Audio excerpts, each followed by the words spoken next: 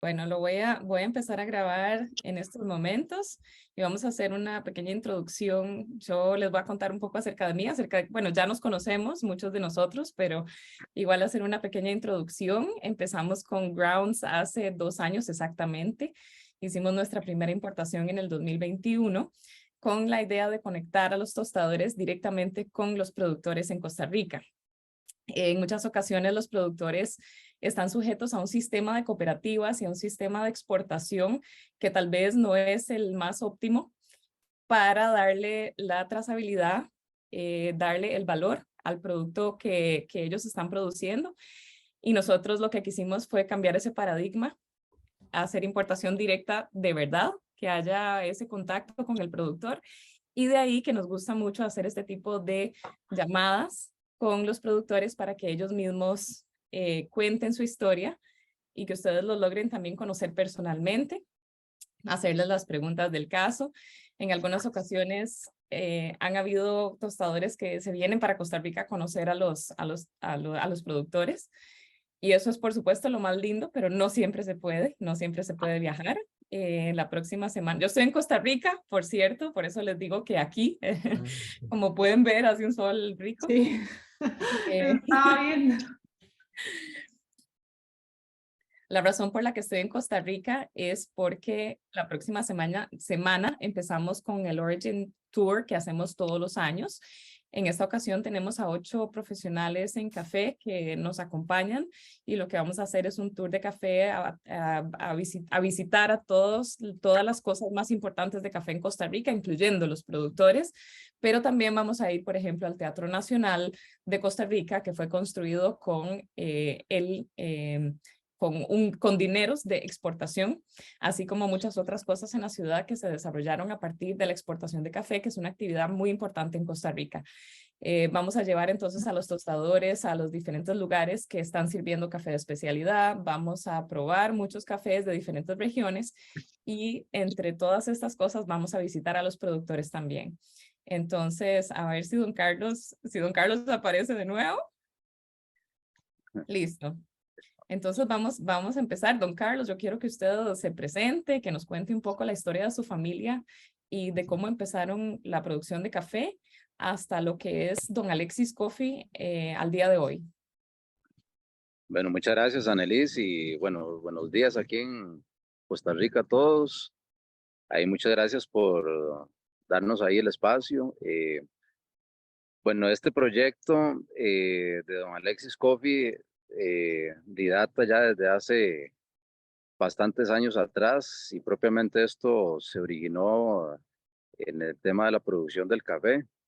Mi papá a principios de los 90, eh, como parte de dar un paso adicional en el tema de la agricultura, ya que él toda la vida fue agricultor, al inicio de los 90 quiso incursionar en el tema de la siembra del café.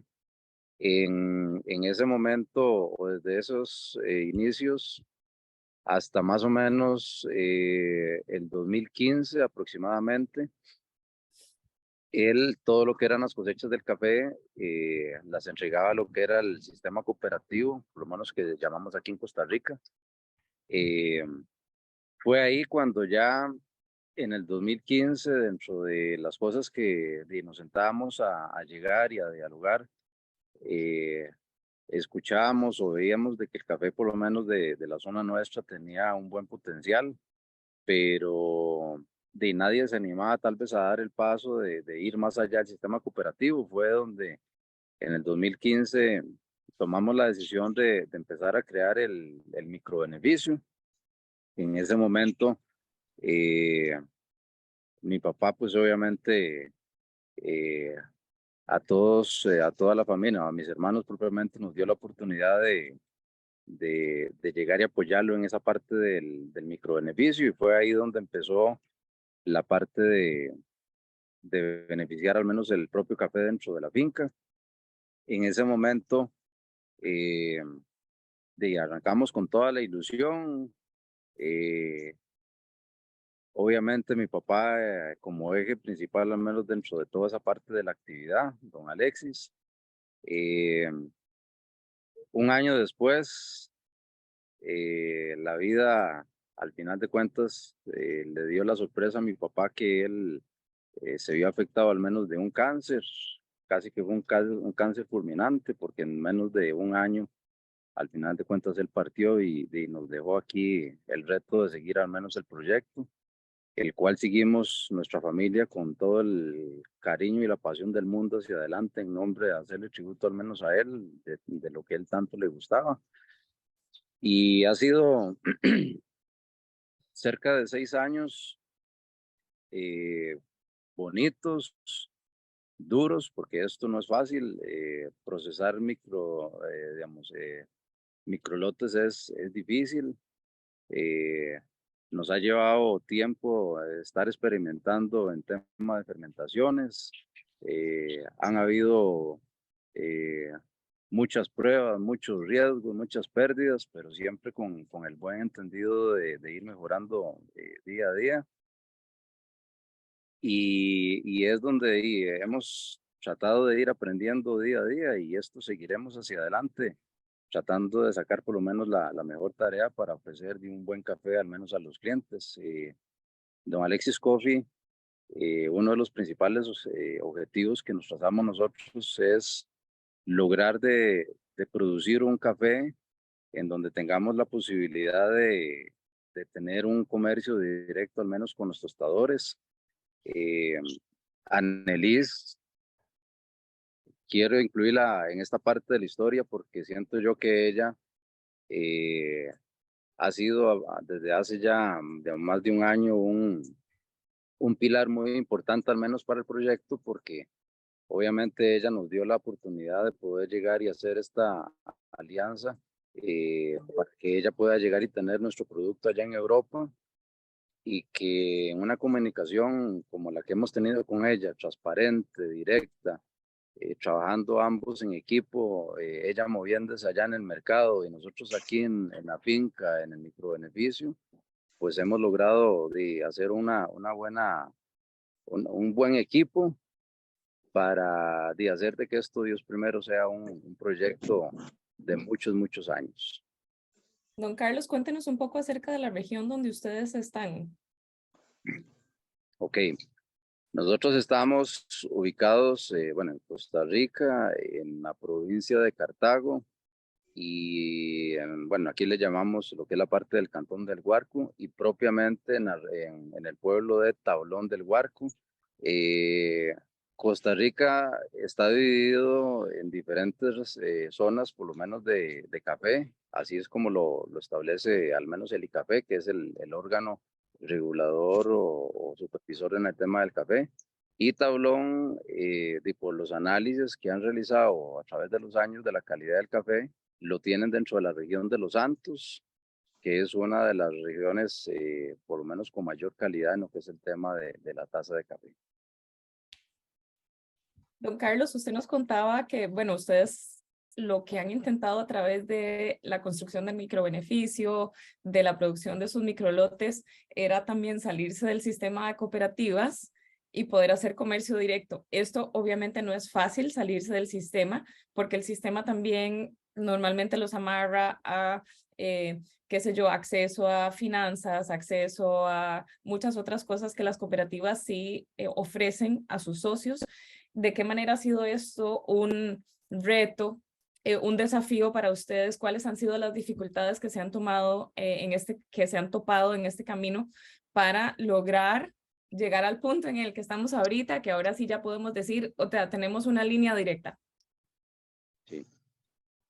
Annelies, bueno, muy importante esa pregunta. En realidad el sacrificio ha sido bastante grande, porque como bien lo indica usted, a todo lo que es la parte de los productores del café, el sistema cooperativo eh, le permite tener una serie de accesos que digamos, a través del tiempo, la parte económica, pues les facilita, digamos, en el sentido de que cuando uno está entregando al menos la cosecha al sistema cooperativo, uno a lo largo de todo el año tiene acceso a todo lo que es insumos por parte de ellos, al final de cuentas sin tener uno que andar sacando al menos el dinero para tener que llegar y pagar. Entonces uno necesita fertilizar el café, simplemente a la cooperativa va y le solicita el abono fertilizante y llega y se lo envían.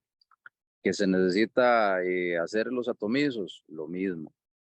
Que por A o por B circunstancia, pues se necesita algo de dinero para salir adelante con el tema de la mantención, por lo menos de los gastos, por lo menos de la familia, pues también uno va y toca la puerta del sistema cooperativo y ir adelante. Todo eso, pues obviamente no es de gratis. No es de gratis porque ellos al final lo que van haciéndole es la cuenta y la cuenta a uno, y cuando ya uno empieza a entregar la cosecha, pues ya ahí es donde empiezan al menos los rebajos, al menos de todo eso. Eh, Hay ocasiones que es peligroso, ¿va? Porque cuando muchos productores se dan cuenta de casi que la cosecha está en la mata y saben que tienen que llegar y entregarla para casi que cancelar la deuda que tienen al menos ahí. Entonces, un tema que hay veces que hay que tener mucho cuidado. Eso ha hecho que obviamente ese sistema cooperativo pues siga bastante fuerte a través de los años por todas las ventajas que tiene. También tienen ventajas de que para hacer proyectos como microbeneficios, pues obviamente hay que hacer de inversiones que se necesitan de infraestructura para todo lo que es la parte del proceso. Una finca que esté al sistema cooperativo, si quiere llegar y hacer algún proyecto, ellos mismos le canalizan ante un banco un financiamiento y el banco, para no asumir riesgos, lo que hace es al final de cuentas comprometer a una cooperativa para que la cooperativa sea el recaudador de las cuotas del pago del préstamo y ellos no tener ningún tipo de riesgo.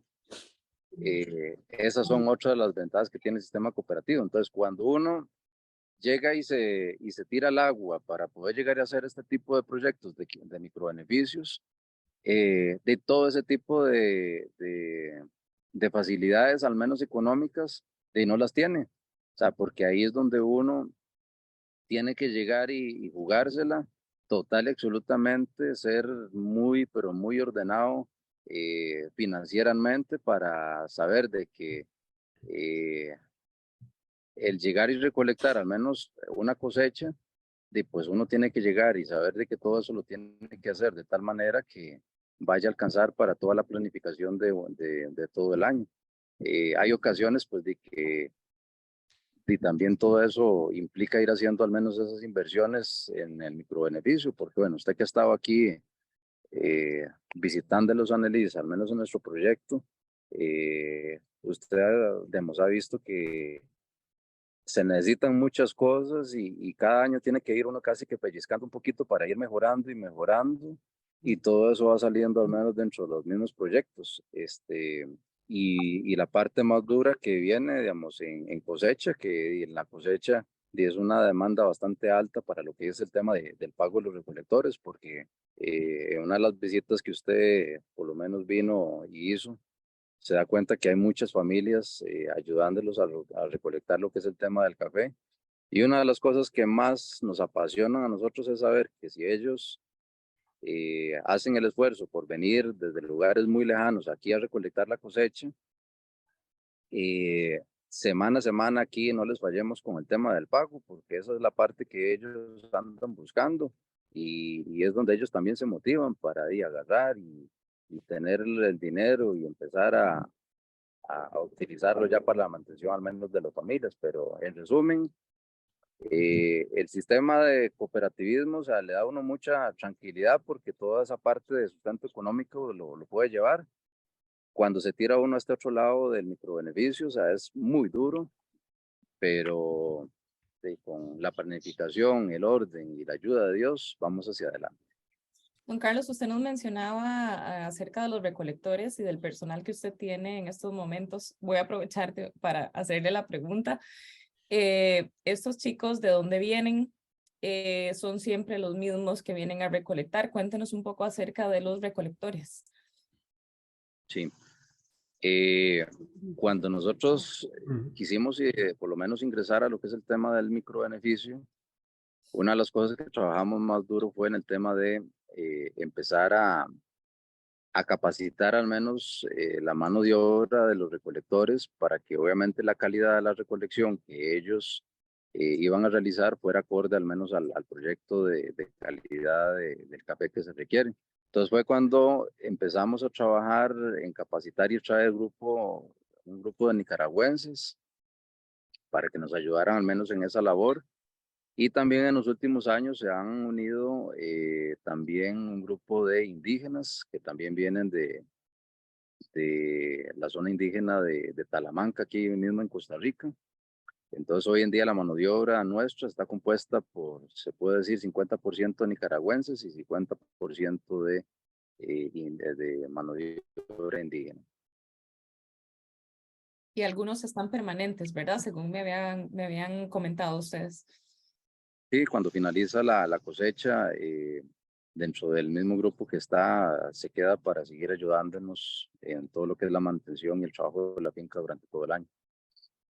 Perfecto. Don Carlos, cuéntenos un poco acerca de las variedades que usted maneja y también de el paso que está haciendo usted hacia sembrar también nuevas variedades mejoradas. Sí.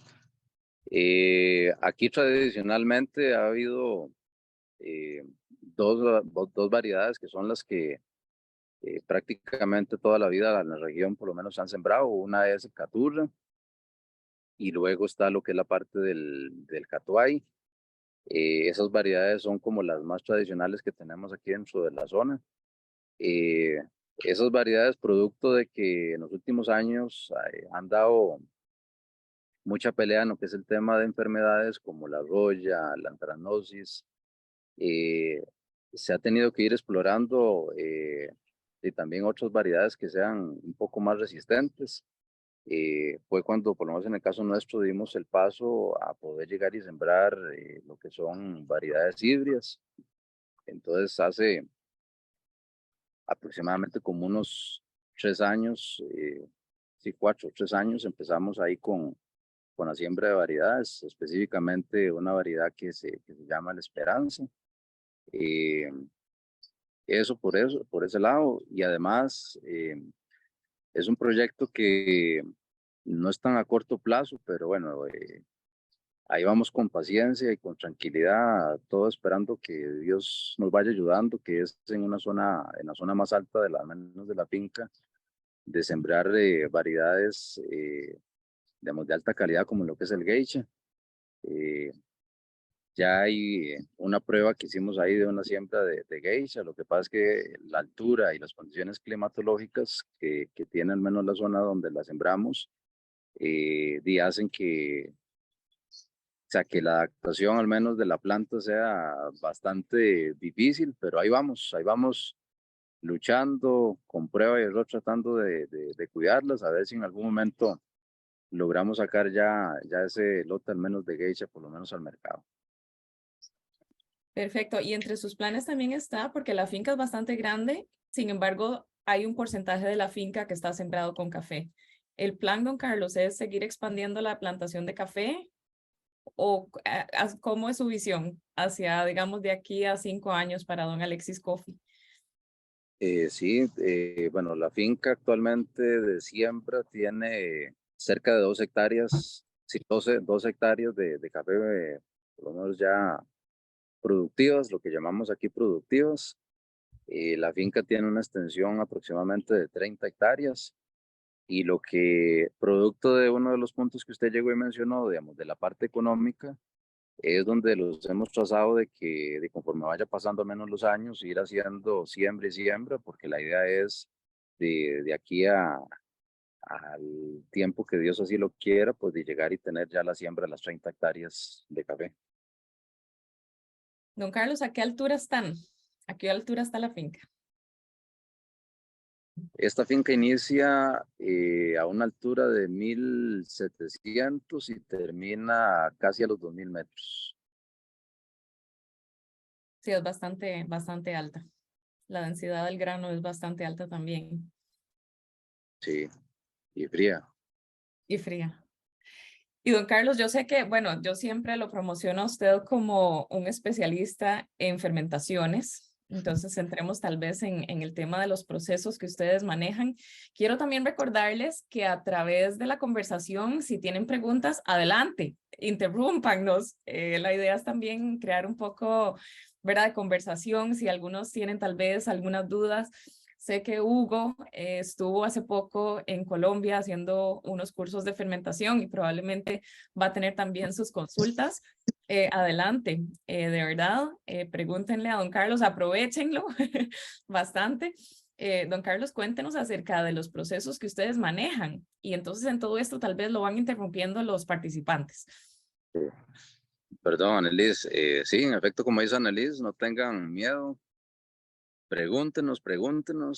Estamos aquí 100% dispuestos porque Annelies no me deja mentir el sueño que tenemos nosotros de abrir puertas, al menos allá en Europa y principalmente a España. A ver si en algún momento se nos da la posibilidad de llegar y ver todo este producto, al menos ahí en el mercado español. Yo tengo una pregunta. ¿Cómo hacen para decidir cuál proceso de fermentación es adecuado para un café? Entonces, ¿cuál es el proceso de decidir eso? Esa cosecha. Eh, Vamos a ver, aquí lo que hemos tratado es de poder llegar y con el pasar del tiempo tal vez ir haciendo una mezcla de procesos que sean acorde, digamos, al gusto de los clientes, porque lo que, digamos, hemos notado es de que las variedades con las que trabajamos, al menos acá, tienen un elemento que es sumamente importante, que es el tema del dulzor o la miel, por lo menos, que genera al menos la fruta. Eh, y eso es lo que nos ha hecho, por lo menos hasta la fecha, ya ir consolidando por lo menos 4 procesos o 5 procesos que son en los que hoy en día por lo menos estamos enfocándonos, que es el anaeróbico, el aeróbico, después el honey y el lavado, que tratamos de ir por lo menos trabajando en esos 4 procesos. Y hemos trabajado por lo menos las variedades en esos procesos porque dentro de todos los experimentos que hemos realizado, hemos sentido en donde han dado por lo menos mejores resultados en el tema de la fermentación de estas variedades de Catuay y de Caturra, que repito, uno de los elementos fundamentales para hacer de que un mismo grano se pueda comportar de diferentes perfiles, ha sido lo que es el tema de la maduración y el grado, los grados Brix de dulzor, por lo menos que tiene el café. Sí, el otro día estuvimos caminando por el cafetal y don Carlos me dio a probar las diferentes variedades. Y yo creo que antes de decidir cuál perfil se le va a dar al café, lo que hacen es probar el fruto para ver la maduración y de ahí la decisión, ¿cierto, don Carlos? Para ver qué proceso se le da. Así es, así es.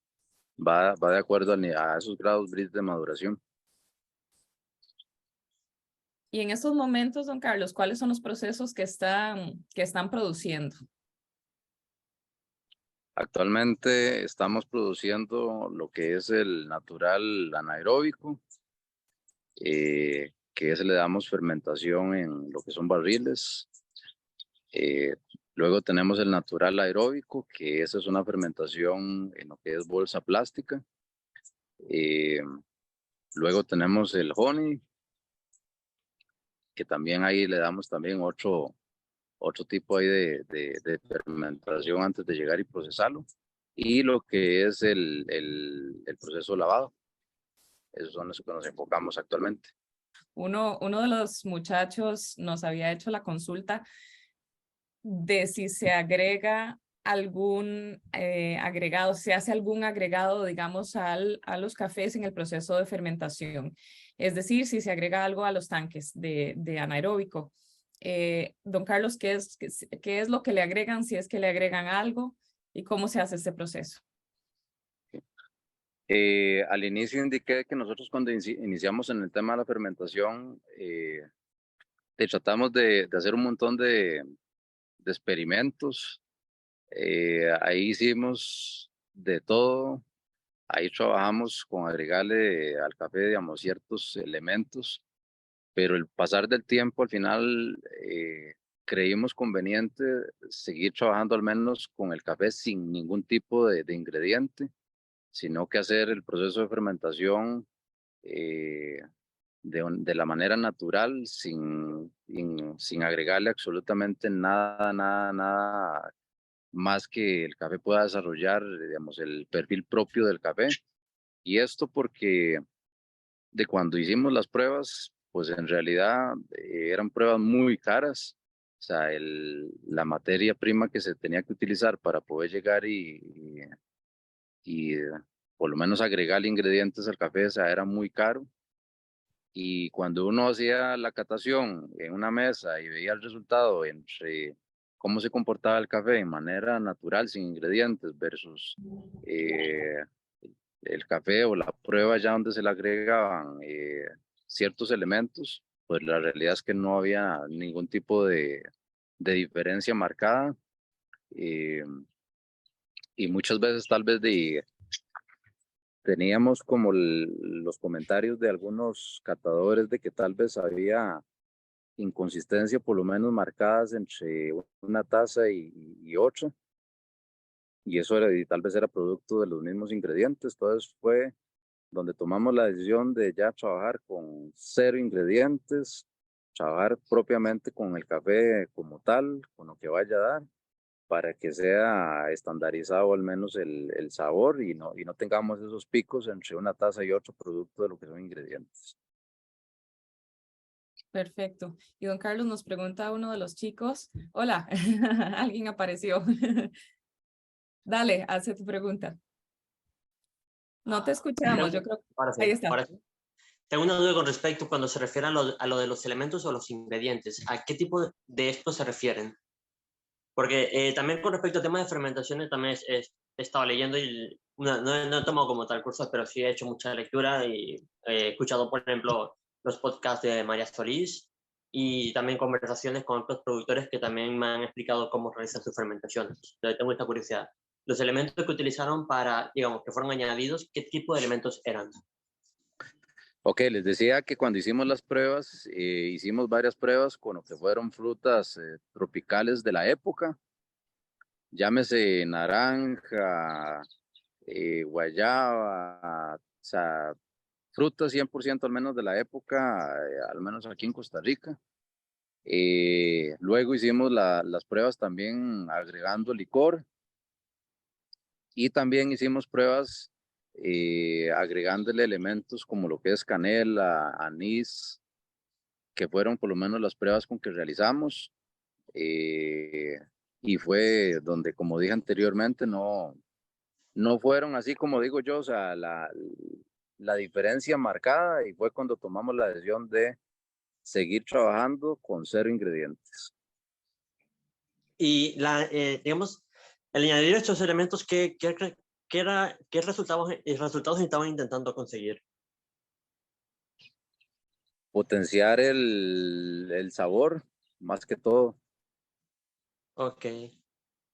No, lo pregunto más que nada porque algo que he notado, por lo menos en las conversaciones de María Solís, es que de Solís, es de que la inclusión de estos elementos, el objetivo debería ser es más bien el control de la concentración de azúcares y el pH. Realmente estos elementos no, digamos, no añaden sabores ni potencian, sino que lo que hacen es, digamos, mejorar las condiciones en las que se encuentran ya las bacterias propias del mismo café. Por ejemplo, dándole más alimento que será el azúcar, o mejorando el pH para que se puedan desarrollar con más facilidad. Sí. Bueno, y otro de los elementos también por los que tomamos la decisión de no trabajar con lo que era la parte de elementos, era que cuando, por no voy a decirles aquí en Costa Rica, digamos, uno llevaba el café aquí a Costa Rica para que un catador pudiera llegar y hacer la catación del café, ellos se enfocaban en los cafés de que obviamente dieran buena taza, pero buena taza que fuera propia del café. O sea, como ellos decían, que no se le tuviera que pegar ningún empujón con otros elementos que al final de cuentas no son propios del café. Entonces,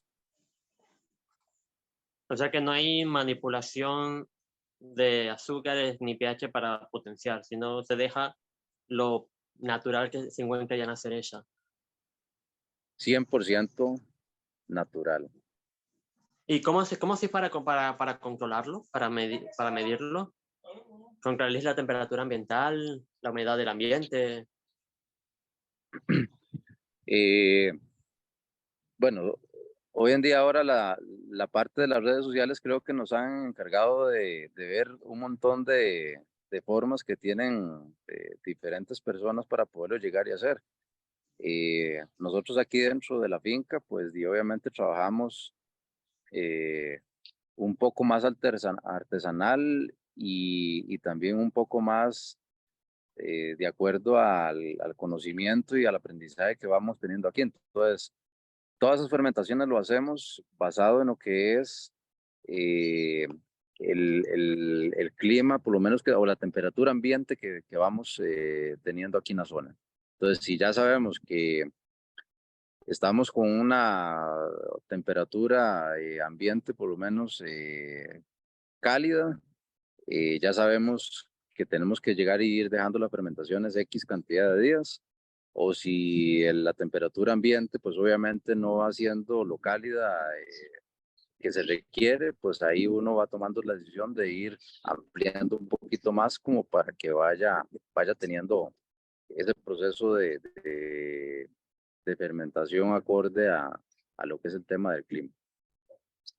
Don Carlos, este año ha sido un poco atípico en términos del tiempo. Han hecho días un poco frescos, el sol ha estado variando mucho, un día soleado, otro día sin sol. ¿De qué manera les ha afectado esto en los procesos y también en el proceso de secado?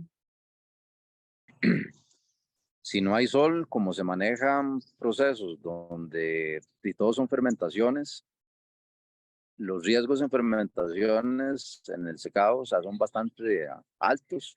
Entonces, si viene varios días donde entra un mal tiempo y no viene sol, pues ahí automáticamente el riesgo de perder un lote de café pues es bastante alto. Cuando estamos hablando de lotes es que todos los días que se recolecta, digamos, es un lote nuevo al menos de café. Entonces, si hoy tenemos en secado el lote de hace 15 días y resulta que está en los primeros días de secado, donde esas fermentaciones son bastante altas, y si vienen 3 días, 4 días, 5 días donde no hay nada de sol, pues ahí nos ha llegado muchas veces a llegar y perder al menos un lote de café porque obviamente no tiene las condiciones de secado y ahí es donde ya empieza los problemas de mal olor, que eso y tenemos que sacar el lote totalmente de inmediato y dejarlo totalmente aparte porque eso, si lo dejamos, puede afectar en el tema de fenoles dentro de lo que es la taza más adelante. Claro, aquí nos pregunta uno de los chicos que cómo determinan ustedes el grado de maduración óptimo a la hora de recolectar, el grado Brix. Eh, bueno, es que aquí estoy largo de la bodega, pero aquí tenemos un aparato que es donde uno hace la medición de los grados Brix. Entonces, ahí siempre ando es una bolsa, entonces voy viendo cada uno de los lotes y ya cuando hago la prueba y veo que los grados Brix, por lo menos del grano, ya andan superior a 21, 22, 23, entonces cuando ya eh, empezamos a iniciar lo que es el tema de la maduración, que muchas veces también es mucho riesgo porque eh, los niveles de maduración son bastante altos, que cuando se dan malos climas aquí en Costa Rica, donde tal vez viene 2 días de lluvias, de un día para otro ver uno todo ese café que estaba en la mata, en el suelo, pues es un abrir y cerrar de ojos, que también ahí es donde se dan riesgos, Hay que que son, correr. hay que no solamente correr, sino que al final de cuentas son riesgos y pérdidas, porque ya un café que por temas naturales dice caiga de la planta y está en el suelo, pues bueno, por lo menos en el caso nuestro, nosotros ya ahí obviamente ya no es No sé. un producto apto para poder hacer en microlotes. Correcto. En mi caso, a mí me parece muy interesante la fermentación aeróbica que usted hace en saco. Cuéntenos un poco acerca de ese proceso y cómo es que se envuelve ese microlote en el saco y en la cama de secado. Ese proceso de fermentación aeróbica en bolsa plástica, de todas las pruebas que hemos realizado, para mí particularmente, es uno de los que más me encanta. Y digo que a mí particularmente porque un amigo al inicio, cuando iniciamos al menos en esto, me dijo que eh, nunca va a haber un café malo, sino que simplemente es encontrar el gusto del tomador, porque hay cafés para todos los gustos. Entonces, por lo menos a mí ese proceso en bolsa plástica, o sea, es uno de los que más me gusta. ¿Cuál es el perfil de ese? Ah, bueno, dale, Lupita. Justo, creo que iba en ese sentido mi pregunta. ¿Qué diferencias hay en el perfil en un café de fermentación aeróbica y uno anaeróbica?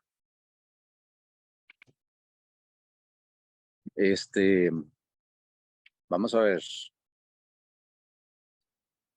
Aquí no sé si, Annelies, compartimos los dos, tanto la parte mía como la parte suya, usted como también ya probamos los cafés. Por lo menos a mí lo que es el aeróbico, me gusta porque es un café eh, más frutal. O sea, eso es como la característica que tiene. El anaeróbico es más cítrico, que son por lo menos las diferencias entre uno y otro, que por lo menos a mí particularmente le noto dentro de la taza. Sí, en general todos los cafés son bastante frutales porque las fermentaciones tienden a resaltar el perfil frutal de cada café. Y los cafés de por sí, o sea, la fruta que maneja Don Carlos es una fruta que de por sí ya tiene una muy buena maduración y tiene muy buenos azúcares. Entonces yo creo que las fermentaciones lo que hacen es ayudar a potenciar el mismo grano. Las fermentaciones anaeróbicas son frutales, pero un poco más controlados. No es una bomba, es muy frutal, es muy dulce, pero tiene todavía cierta acidez. Los aeróbicos es una bomba, es una bomba de fruta. De hecho, bueno, ahora que regrese a Holanda, te puedo enviar muestras para que los probes. De verdad que en una mesa de cata, estos lotes son los que resaltan. Para algunas personas pueden ser un poco exagerados los sabores, porque de verdad que sale mucho a resaltar el frutal. Para el que busca tal vez un café lavado, limpio, ¿verdad? Con cierta acidez, este no es, ¿verdad? Lo que sí es un café con mucha fruta, con muy buen cuerpo, con una acidez muy balanceada, pero sobre todo frutas tropicales, un perfil de mucha fruta tropical.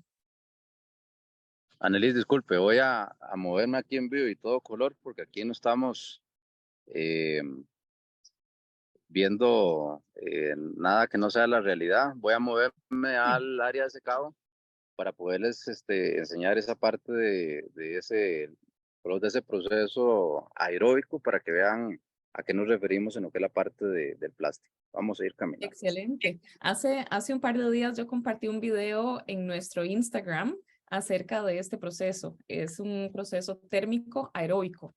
Lo que hace el saco es un saco oscuro de color negro y lo que se hace es envolver el café. Lo que hace esto es, pues por supuesto que está en un invernadero que de por sí ya es caliente y el saco negro lo que hace es absorber aún más calor manteniendo una temperatura estable de alrededor de 40-45 grados, y lo que esto hace con la fermentación es que ciertos microbios logren fermentar el café de cierta manera para poder resaltar estos sabores frutales. Ahí está don Carlos ya en el invernadero, a ver si nos enseña el saco. Y nos vemos ahí la parte del área de secado.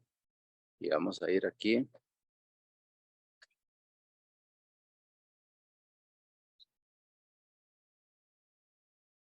Este es uno de los lotes que está actualmente en lo que es la parte de la bolsa plástica que menciona Annelise. Que esto lo que hacemos es, como dice Annelise, ponerlo a reposar en esta bolsa dentro del invernadero.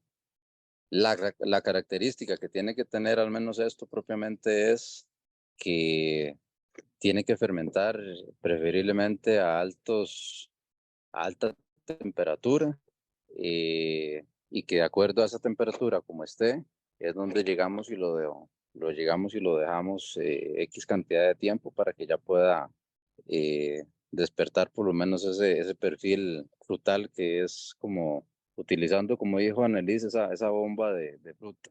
Entonces aquí, ejemplo, vemos que está, como les digo, en ese periodo. Aquí vamos a ver más adelante otro, que Don ya Carlos, es, ¿se puede abrir para ver la parte de adentro? vamos a ver, eso nunca me gusta hacerlo, pero Bueno, si le va a afectar el café, no lo abra. no, vamos a ver, vamos a llegar y tratar de llegar a ese segundito. A ver.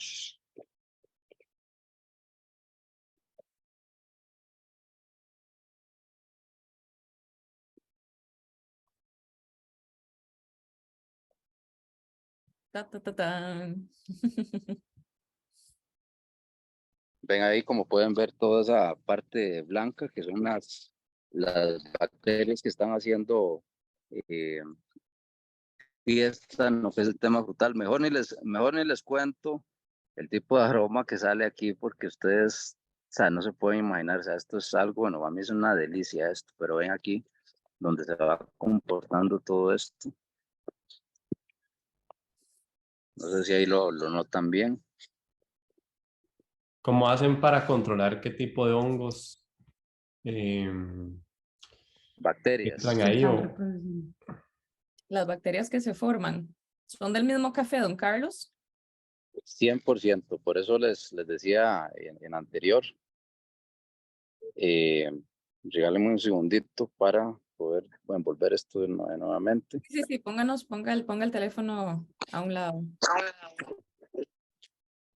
Bueno, yo estuve el otro día en la finca y tuve la oportunidad de meter mis manos en el café que estaba en el saco, y de verdad que se siente la temperatura pues caliente, ¿no? Se siente bien caliente. Es como, se llama fermentación térmica, y no es por nada que se llama de esa manera, porque sí se siente el calor. Y ahora sí, ya lo envolví otra vez. Estos no son bueno, hongos, sino lo que es la parte de bacterias. Eso blanco que ustedes ahí vieron, bueno, no sé si será lo mismo al menos allá, pero aquí lo que llamamos mucho es que esas bacterias que desarrollan más ahí es las levaduras del café, Sí, básicamente. alguien me está preguntando esto, que bueno, interesante el método del que hablan. Aeróbico es con la presencia de oxígeno, y obviamente anaeróbico es sin oxígeno y en los tanques. ¿Cómo funciona entonces este método con las bolsas de plástico? Bueno, yo ya lo enseñó don Carlos. Espero que se haya respondido tu respuesta, Hugo, porque también yo creo que muchos siguen a Lucía Solís, y Lucía Solís también estuvo hablando en su último podcast acerca de la fermentación en bolsa. Y una de las cosas que ella mencionaba es que tal vez no es tan elegante, ¿verdad? Que en el vino, por ejemplo, se da que lo ponen en los tanques de madera, etcétera, y que se ve todo súper elegante, y que tal vez en bolsa suene como un poco pobre el sistema, pero que funciona perfectamente. Es una de los mejores métodos en este caso, ¿verdad? La fermentación aeróbica, térmica, porque se está utilizando el calor también. Perdón, Annelise, aquí, bueno, ya vimos lo que es la parte del plástico. Aquí más adelante vamos a ver, ya este salió, bueno, cuando usted vino, este fue el casualmente que usted estuvo sacándole el video. Ven que ya El que aquí, estuve manoseando. este, ese ya salió de la parte del plástico y aquí está ya en el proceso de secado.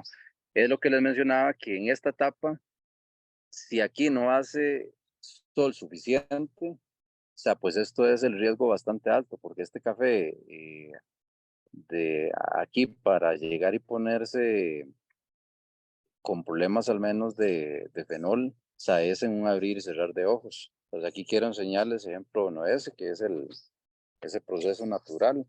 Voy a voltear aquí para que vean también otro proceso miel que está bastante fresco. Esta miel tiene 2 días de procesado y está en el pleno proceso ahí de secado. Y Don vamos a Carlos, caminar. Sí, antes de continuar, quisiera devolverme de nuevo al aeróbico. La pregunta ah, es, ¿cuánto tiempo? Porque me imagino que también va a variar dependiendo de la temperatura, la cantidad de días que el café está en bolsa. ¿Cuántos días en promedio se da la fermentación en bolsa? si son días bastante cálidos, podemos estar hablando de aproximadamente 3 días. 3 días, pero que estén bien cálidos. Ya de ahí, dependiendo el tiempo, es donde ya uno tiene que tomar decisiones si lo deja un día más o máximo 2 días más, pero sí tiene que estar al menos entre ese rango dependiendo del clima. Va a depender entonces de la temperatura. Sí, 100%. Y luego, el proceso de secado, ¿cuánto tarda? Ese proceso de secado al sol, igual tenemos buen clima, un café de esos perfectamente puede durar hasta un mes en el proceso de secado.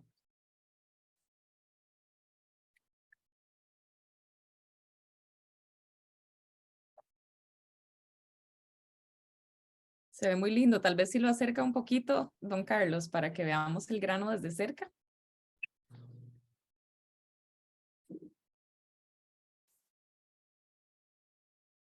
Vamos a ir haciendo aquí. Este es el catuai. Sí, este es el catuay. Ven que Y aquí en está este ya. proceso, ¿cuáles otras variedades maneja en este proceso? En este proceso hacemos el Esperanza, que el Esperanza eh, también tiene sus características ahí. Entonces, el Catuay, Caturra y Esperanza es el que llegamos y hacemos. Ujú. Y a la hora del secado, pues el grano todavía sigue fermentando, ¿no? Porque sigue húmedo y todavía necesita secarse. Él continúa un poquito su proceso de fermentación, me imagino. Así, claro. Prácticamente esa fermentación todavía, después de que se saca de la bolsa, se puede decir de que esa fermentación todavía dura una semana ahí haciendo ahí su trabajo, sí, como 8 días más todavía.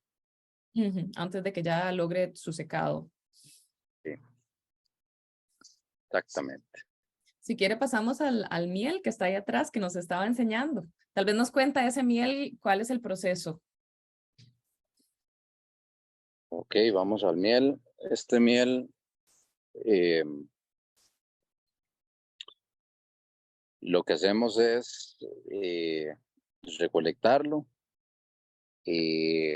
también darle, antes de llegar y procesarlo, darle un poco de reposo antes de llegar y procesarlo. Y una vez de que ya tiene ese reposo, es donde se procesa y ya lo venimos y lo damos aquí en lo que es el tema de las camas africanas para que ya empiece el proceso ahí de secado. ¿Cómo se da ese reposo? Ese reposo lo que hacemos es que una vez recolectada la fruta, le damos ahí un tiempo prudencial dentro de lo que es la parte de los mismos sacos de donde están almacenados ahí en fruta, y ya de ahí es donde ya lo despulpamos para venir y tirarlo aquí a las camas africanas. Este también es uno de los procesos a la hora de secado más riesgosos, porque el secar con toda esta miel, ustedes ven, digamos que este café está prácticamente negro, y ese negro es la cantidad de miel que tiene adherida, por lo menos al grano. Y cuando este proceso no tiene sol suficiente para secar, todas las alarmas habidas y por haber se encienden, porque digamos a lo mismo, el riesgo de que un lote de estos eh, por lo menos vaya a ponerse mal, o sea, es un abrir y cerrar de ojos. Claro, el debido proceso de secado. Don Carlos, ¿qué impacto tiene ese proceso de reposo que dan al inicio del proceso? Dulzor, porque digamos, este café, si yo lo llego y lo despulpo inmediatamente, apenas se recolecta, eh, prácticamente el grano va a quedar con miel, pero no se le va a adherir la cantidad de miel que uno quisiera. Entonces, en dejarlo en reposo, ¿qué es lo que va a pasar? Que ya en ese reposo lo que va a hacer es que esa miel eh, se le va a adherir al grano, y es donde se ve con estos tonos negros. O sea, usted un café que se vaya a despulpar para miel e inmediatamente se recolecta, nunca lo va a ver. Es más, voy a hacer aquí, Y es creo como que por decir, inicia un pequeño proceso de fermentación como para que suelte la pulpa. vean ahí ejemplos, estos granos. Estos granos, si ustedes ven, esto, si se despulpa inmediatamente va a tener miel, pero no esa miel intensa. En cambio,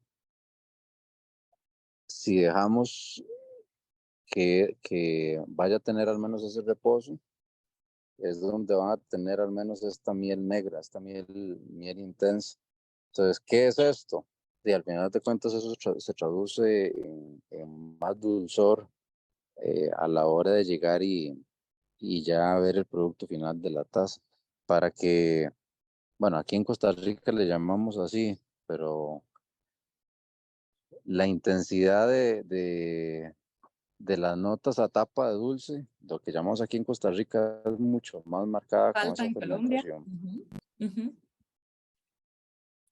Don Carlos, ¿y ese reposo es de 24 horas? ¿Cuánto tiempo de reposo se le da o va a depender también de la temperatura? Annelies, va a depender también de la temperatura, porque si la temperatura, vamos a lo mismo, o sea, está caliente, eh, es donde más le gusta al menos al café para que esa miel se le pueda adherir. Pero por lo general va a estar entre 24 y 48 horas, no más de 48.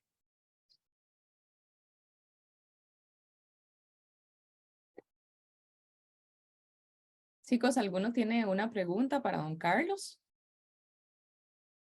Perdón, ahora vamos a pasar al lavado, que como les dije anteriormente, esto no es el lavado convencional, sino que ya este es un lavado, como digo yo, un lavado más elegante.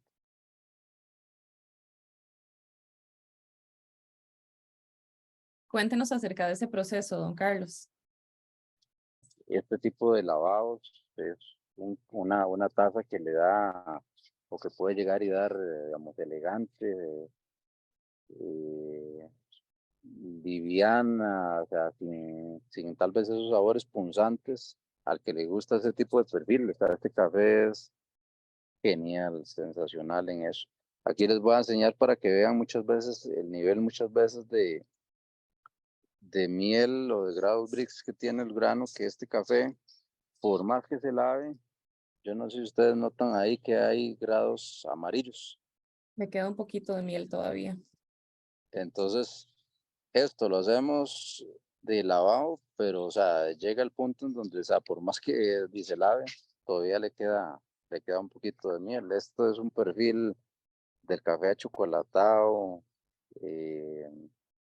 sea, también me gusta mucho por lo menos para mí, cuando no ando así como esos días que quiero un café así como con esas bombas con esa análisis de fruta. O sea, este café es espectacular en esa parte. Don Carlos, ¿y este café también le hacen reposo o este se lava inmediatamente? ¿Cómo es el proceso de este a la hora de la recolecta, el lavado y el secado? No, se les recolecta y al siguiente día ya es el proceso Después. de despulpar y de lavado. Se tiene un pequeño reposo. Sí, prácticamente una noche. Okay. Ah, ok, sí, con temperaturas más frescas. Sí. Don Carlos, ¿cómo han manejado el problema de la broca o si tienen problema de la broca ahí?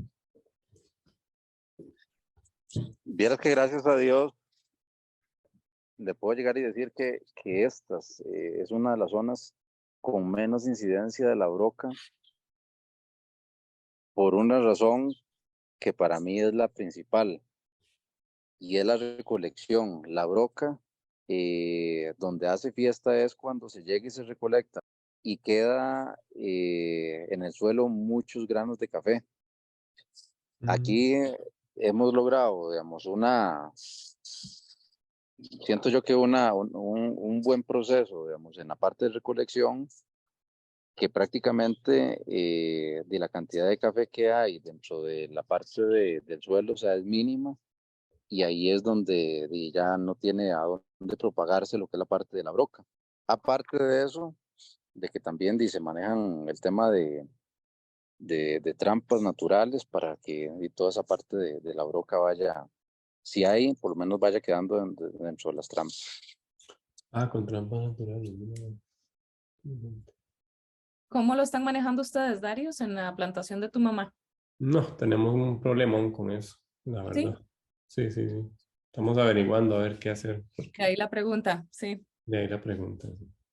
Pero ahí sí te digo algo, si ustedes quieren, eso no es de la noche a la mañana, pero si ustedes quieren ir eliminando esa parte, cuiden mucho lo que llamamos los regueros de café en la plantación.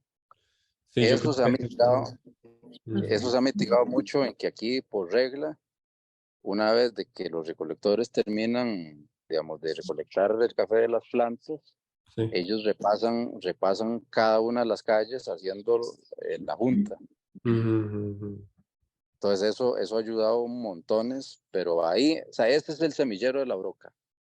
ujú. Ahí es donde usted, si eso lo maneja, repito, no va a ser de la noche a la mañana, pero la incidencia que va a ir teniendo de ahí en adelante va a ser mucho menor. Ya, ok. Voy a comunicarle. También se están ¿Y replantando. cómo han fertilizado las calles de, de la plantación? O sea, ¿cómo fertilizan las plantas ahorita? Se refiere al método. Sí, ¿con qué? O sea, usan ¿Usan fertilizantes fertilizante? o hacen algún compost orgánico o qué. No, aquí lo que es la parte de la fertilización, nos enfocamos mucho en lo que son foliares. Ah, Esa es la parte que más nos enfocamos mm, porque eh, para nosotros digamos, creemos de que si queremos una buena maduración, las plantas entre más vigor tengan en lo que es la parte del follaje, pues va a ser mucho mejor. mm, Entonces sí tratamos mucho de enfocarlos en lo que es el tema de los foliares. ok. Chévere. Se ven muy lindas esas camas, don Carlos. Sí, y está todo el área de secado dándole aquí, es la bomba de olores aquí. En la taza es la bomba de sabores y aquí es la bomba de olores cuando entra uno aquí al invernadero. Sí, es increíble, se huele muy rico ahí adentro. ¿Todavía están los tanques también llenos de café en estos momentos con los anaeróbicos? No, hoy sí no los tenemos porque el que viste la semana pasada cuando Cuando llegó ya esos, bueno, vos estabas viendo que ahí ya ese día estaban sacando estaban uno sacando. de los lotes, sí.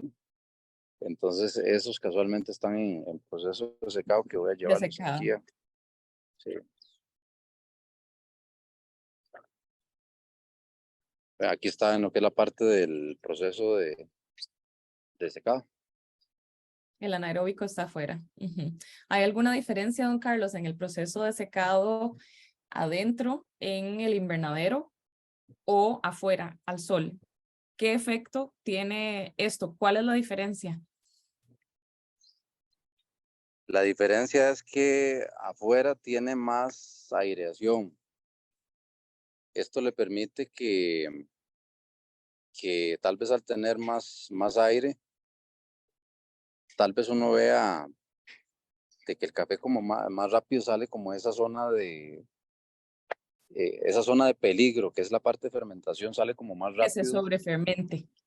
Exactamente. Sin embargo, el hacerlo así al aire libre, como están estas camas, lleva más tiempo de secado. ¿Por qué razón? Porque como las noches son tan frías, obviamente la humedad que tiene el suelo en la noche, bueno, digo yo, como que llega y se le pasa el café y lo que tal vez el café avanzó durante el día, ¿no? Que es el tema de secado, eh, retrocede un poco en las noches porque, o sea, ya es mucha la humedad que hay en la tierra. Y eso es la diferencia tal vez del invernadero, que al estar todo seco, pues ahí el avance de secado durante el día sí es real. Ujú. Y durante las noches, don Carlos, las camas que están afuera las cierran con el plástico o se deja Ajá. abierto. Ah, no, aquí esto lo que hacemos es que en las noches o en las tardes ya con este plástico es el que lo agarramos y lo cobijamos, lo envolvemos. Y en el invernadero queda todo abierto, por supuesto, porque ahí no hay riesgo de que haya algún rocío de la noche. Ah, no, ahí es cero, ahí como Queda está todo abierto. tapado. Sí. Ujú. Esta es la zona donde estaban los barriles de De los fermentación. anaeróbicos, que ahora están desocupados porque ya se sacó el lote que estábamos ahí, pero por ahí tenemos. Vamos a enseñarle una planta donde todavía tiene café maduro, que está por aquí cerca. Ahí van bien. ¿En qué proceso están en estos momentos? ¿Qué porcentaje todavía falta por recolectar? Podemos estar como a un 65% aproximadamente, Annelies, 65-70% ya de la maduración. Don Carlos, volviendo al tema de la fertilización, uno de los chicos nos pregunta que cómo hacen para determinar cuáles nutrientes necesitan las plantas para ofrecer mejores frutos y si se hace alguna evaluación de suelos, cómo se controla el crecimiento de las plantas o con la sombra que dejan crecer libremente. Aquí acostumbramos que inmediatamente apenas finalice lo que es el tema de la cosecha, hacemos análisis de suelos. Esos análisis de suelos es los que nos da como el mapa para lo que es los trabajos de ahí en adelante. Ahí, de acuerdo a eso, eh, si en los análisis pues detectan algún tipo de deficiencia, pues es donde ya ahí empezamos a trabajar lo que es el tema de las fertilizaciones basados en esas deficiencias para darle al final a la planta los elementos que realmente necesitan para el desarrollo. Ok, se hace entonces basado en el estudio de suelos. Exactamente. Perfecto, chicos, ¿alguno tiene alguna otra pregunta? Aquí uno, mientras piensan, a ver si alguien quiere todavía preguntar algo, uno de los muchachos pregunta como en términos generales, ¿cómo los ha afectado o los afectó el COVID? Y luego, digamos, esta época después de COVID, si han habido otros desafíos con los que se han tenido que topar, por ejemplo, temas de inflación, de costos. Ahorita un tema muy grande en Costa Rica es que el dólar ha estado fluctuando mucho, este tipo de cosas, de qué manera la situación económica mundial o local los ha afectado y los está afectando. Sí. Bueno, en esto, con los años que llevo, al menos en esto, he aprendido que definitivamente todos los años son diferentes y cada año, pues alguna liebre va a brincar por algún lado. Cuando se dio lo del COVID, en ese momento hubo por lo menos un problema en lo que es el tema de la mano de obra, porque todo el mundo andaba con el miedo, con el riesgo y todo el mundo quería quedarse en las casas, no salir, y que ahí tal vez afectaba un poco lo que era el tema de la mano de obra. Y Luego especialmente, perdón que lo interrumpa, don Carlos, también muchos de los recolectores son nicaragüenses que tenían que cruzar la frontera para llegar a Costa Rica, y el tema de cruzar la frontera era, pues no se podía o era un poco más limitado en esos momentos. El gobierno tuvo que realmente involucrarse para darle permiso a los recolectores de entrar, hacerles las pruebas de COVID, asegurarlos médicamente para que estuvieran cubiertos durante su estadía en Costa Rica, etcétera. Al final se logró resolver el tema de los recolectores, pero fue muy difícil. Sí. Luego de eso pasa el pico del COVID, ¿va? Porque el COVID llegó para quedarse. Viene lo que es el tema de la guerra, viene lo que es el tema de los contenedores. Bueno, del COVID, después vino los contenedores, ¿va? Que eso ocasionó desabastecimiento en lo que es el tema de insumos. Automáticamente al ver desabastecimiento en lo que era la parte de insumos, empieza la guerra en lo que es la parte de los precios, porque el que tenía el producto, pues obviamente ya quería sacar provecho en llegar y vender más caro. Luego hay el tema de la guerra, que obviamente la zona donde está el conflicto, pues es una de las zonas que mayor producción, por lo menos de materias primas, para lo que es la parte de la agricultura, digamos, era el mayor generador de materias primas para a nivel del mundo. De Hay fertilizante. exactamente, digamos, principalmente lo que era la parte de nitrógeno, que uno de los elementos más importantes. Don Carlos, ¿cuál es el porcentaje que les ha subido el fertilizante en comparación con el año pasado? Prácticamente hemos tenido un aumento de hasta 300%. 300%. Eso, vamos a ver, Anelis, muchos tal vez este año estaban con expectativa de llegar y decir, pero este año el café, ¿cómo va a estar de precio? Me imagino que va a estar más barato. Es la pregunta que llegaban y se hacían. Por el mercado C. Sí. Y lo que tal vez yo llegaba y decía es que, digamos, qué difícil porque este café que está en este momento recolectándose, históricamente es la cosecha más cara que ha habido, al menos en la historia. ¿Por qué razón? Porque los insumos fueron 3 veces más caros de lo que normalmente es al menos un coste. Y eso, pues, obviamente tuvo su impacto. Muchos, cuando hubieron precios tan altos, pues tomaron la decisión de no darle la comida a la plantación que se requería. Pero en el caso nuestro, si eso es, al final de cuentas, lo que nos da de vivir, no podíamos descuidarla, porque eso es como cuando un ser humano deja de dársele la alimentación adecuada, se empieza la desnutrición y es donde ya vienen los problemas a futuro. Y en el caso nuestro, no quisimos jugarlos ese riesgo. Sí, es complicado porque ustedes necesitan obviamente cubrir, no solamente cubrir los gastos, sino también tener ingresos para poder vivir, ¿no? Sí, aparte de eso, que un café con mala nutrición, y pues obviamente la calidad de la fruta no va a ser la misma. Sí, sí, no, es un gasto que no se puede recortar. Sí, Correcto, sí. sí. Sí, por eso nosotros no seguimos el mercado C porque no nos parece justo y nuestros precios están basados en precios del mercado y precios que puedan cubrir los costos de producción y demás.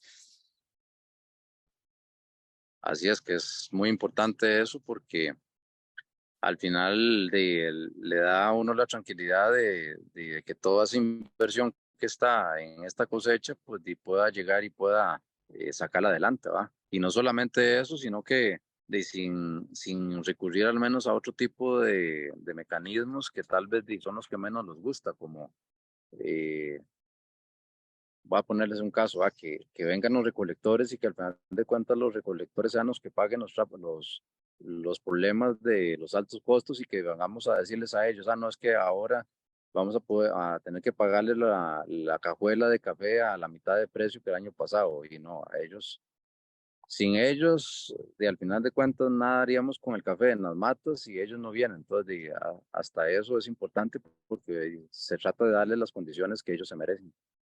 También a los recolectores, correcto, es una cadena. Muy bien. Anel Ajá, cuéntame. me tiene preocupado de que veo como mucho silencio, no preguntan, no se animan. Un poco tímidos.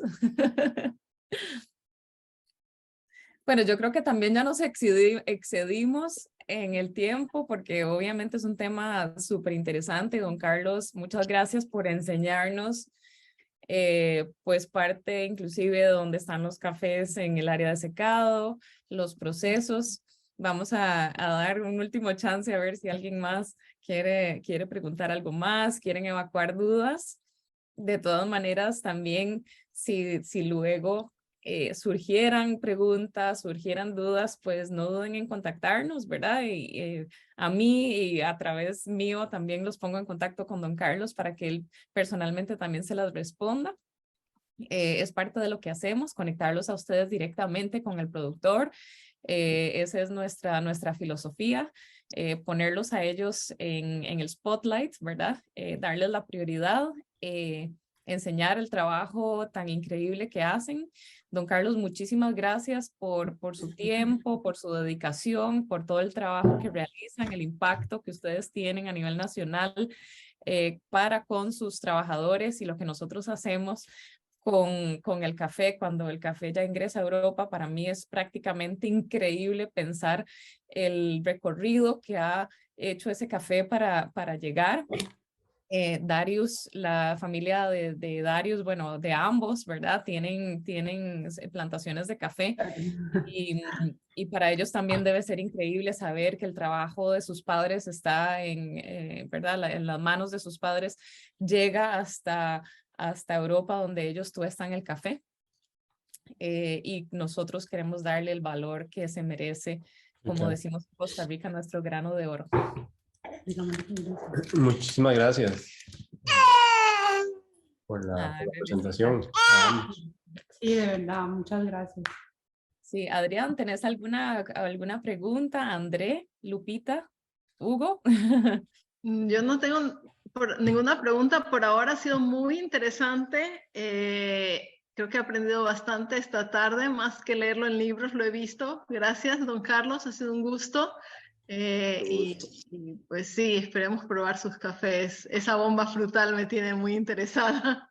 Te llega la muestra en cualquier momento, Lupita. ¿Ya las enviaste?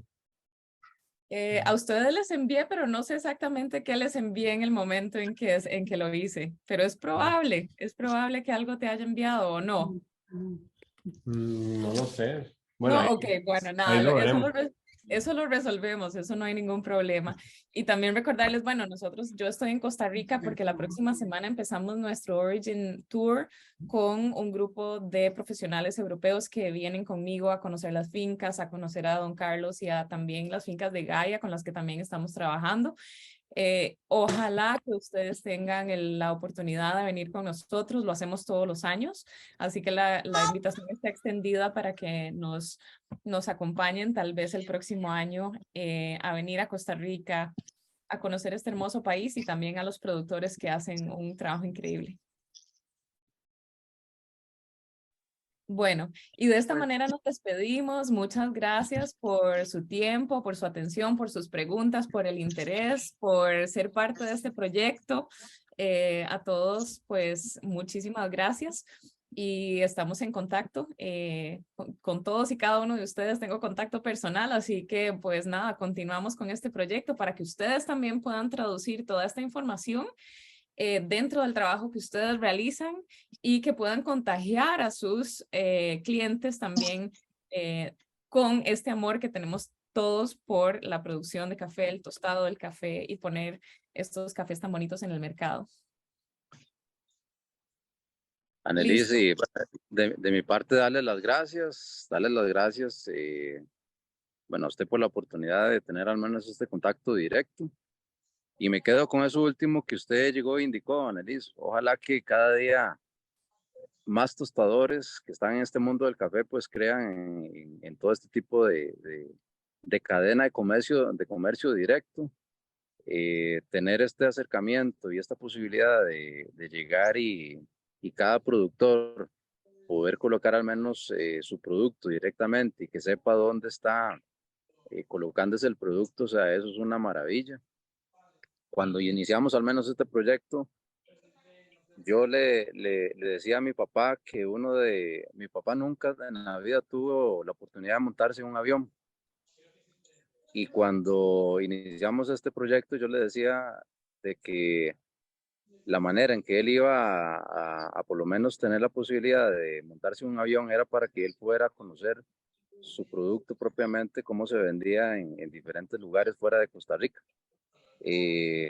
Dios no quiso que fuera posible al menos esa realidad, pero aquí estamos trabajando fuertemente y viendo nosotros eso que tanto le decíamos a mi papá, don Alexis, cómo cada día que va pasando más gente alrededor del mundo por lo menos va probando al menos el café y de verdad muchas gracias y que se animen, que esto va a ser algo en donde no se van a equivocar, tener esta relación, este comercio directo, esto no tiene precio y al final pues, nos ayudan a que esta cadena de productor y clientes finales por lo menos sea más beneficiosa para ambas partes. Así va a ser, la vamos a continuar. Bueno, chicos, les deseo a todos una linda noche y a don Carlos un muy buen y productivo día. Estamos en contacto y muchas gracias. Estamos en contacto y aquí nos despedimos. Muchas gracias. Muchas gracias. Muchas gracias. Muchas gracias. Buen día. Por el tiempo. Hasta luego. Igualmente. Gracias.